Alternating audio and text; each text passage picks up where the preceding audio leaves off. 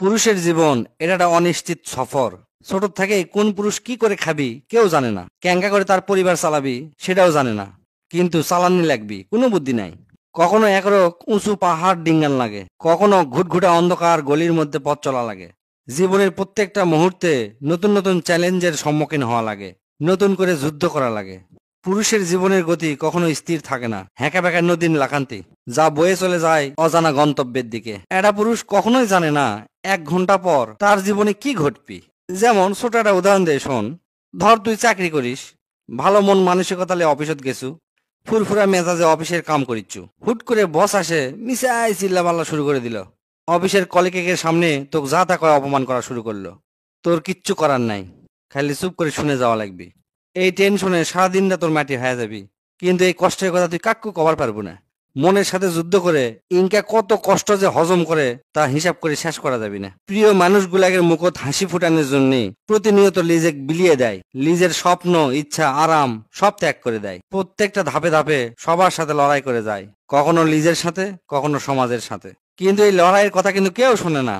ব্যর্থতার যন্ত্রণা যখন গ্রাস করে তখন তাই কাক্কু কভার পারে না সে দুঃখের কথা, কেউ শুনবারও চায় না। কারণ এই ব্যর্থতা এই সমাজ কখনো মেনে নেয় না, উল্টারও উপহাস করে। প্রিয়জনরাও অর্থাৎ সবচেয়ে কাছের মানুষও তখন কাছে থাকে না, বরং দূরে সরে চলে যায়।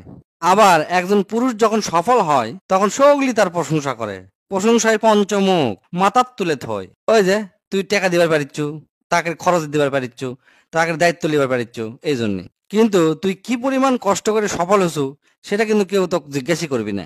খালি কবি দেও দেও দেও দেও, মানে দিলেই তুই খুব ভালো। দিতে দিতে যখন মিচ্ছে না সমস্যাত পড়বো, অর্থাৎ ব্যর্থতা হালকা ভাবে তোর গাওয়াত আসিচ্ছে, ঠিক তখনই তোর কাছ থেকে সগলি সরে যাবি, তুই একলাই হয়ে যাবো, তো কেউ সান্ত্বনাও দিবার আসবি না। তারপরেও একটা পুরুষ কিন্তু হাল ছাড়ে না, হাজার দুঃখ কষ্ট হতাশার মধ্যেও হাসি মুখে থাকার চেষ্টা করে।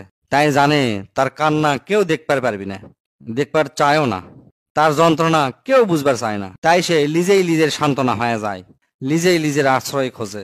একলা একলাই পার্কত বসে বা কোনো এক জায়গাত চুপ করে সব কষ্ট হজম করে মন মানসিকতা ঠিক করে হাসি মুখে বাড়ি ঢোকে। পুরুষ মানুষের জীবন মানেই নীরব সহ্য করার গল্প।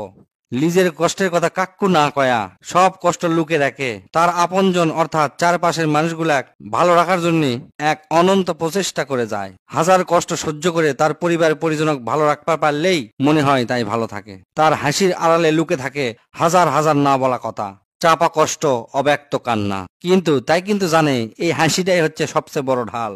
এই হাসি দিয়ে সগলিক ভালো রাখবার চায়, তার ভালোবাসার মানুষগুলা রক্ষা করে সুখে রাখে। পুরুষের এই লুকিয়ে রাখা কষ্ট কোন স্ত্রী বুঝতে চায় না, বুঝতে পারেও না। আর যে বুঝতে পারে তার দুনিয়াটাই হয়ে যায় বেহেশত।